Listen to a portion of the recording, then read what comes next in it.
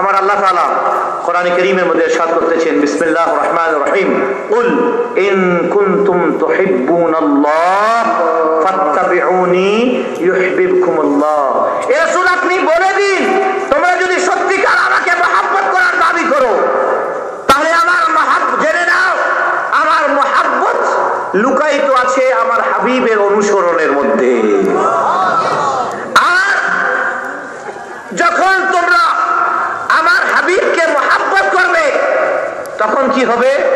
তোমাকে আর দাবি করার দরকার নাই যে আমি আল্লাহকে মহব্বত করি। আল্লাহ নিজে বলবেন যে ইউহিব্বুকুমুল্লাহ, বান্দারে আমার রাসূলকে অনুসরণ করার জন্য আমি তোকে মহব্বত করি। বলুন সুবহানাল্লাহ, জোরে বলুন সুবহানাল্লাহ।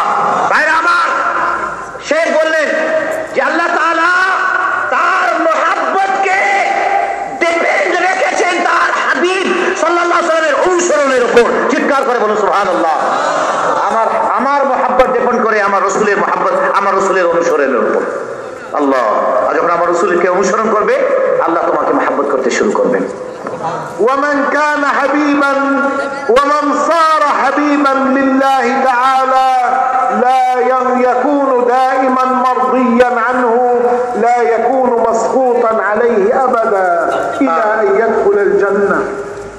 সুতরাং যে রাসূল করিম আলাইহিস সালাতু ওয়াস সালামকে মহব্বত করনে वाला হবে, যে রাসূল করিম আলাইহিস সালাতু ওয়াস সালামকে ভালোবাসনে वाला হবে, সুতরাং যে রাসূল করিম আলাইহিস সালাতু ওয়াস সালামকে মনে প্রাণে ভালোবাসবে, সে নবীর বিষয়ে কোনদিন